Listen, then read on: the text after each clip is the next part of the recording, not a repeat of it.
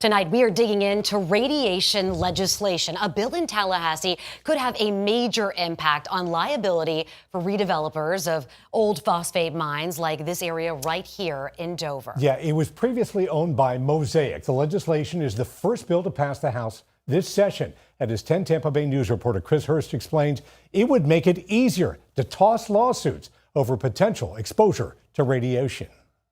House Bill 167, a bill to be entitled An Act Relating to Former Phosphate Mining Lands. A bill years in the making is the closest it's ever been to becoming law. 87 yeas, 24 nays, Mr. Speaker. It would give landowners of old phosphate mines legal protections if they file a notice it was a former mine and get testing of current radiation exposure. Florida is a buyer beware state, so it is incumbent upon the purchaser in normal real estate transactions to do their due diligence. I still get radon in the house. And that's true in this entire area. George Neiman lives near a former phosphate mine in Dover that could soon be redeveloped into thousands of new homes. He worries new residents won't know what they're buying. You saw that in the case of grasslands in Polk County.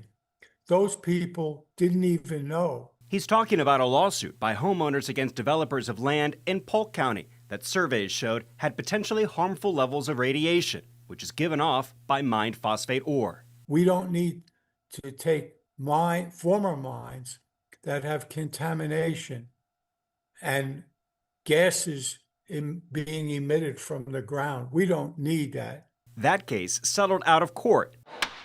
But if the bill in Tallahassee passes, future suits will be easier to dismiss. Chris Hurst, 10 Tampa Bay News. There are about 100,000 acres of former phosphate mines throughout the state that are prime targets for redevelopment because of their large parcel size. They could increase profits for major mining companies like Mosaic.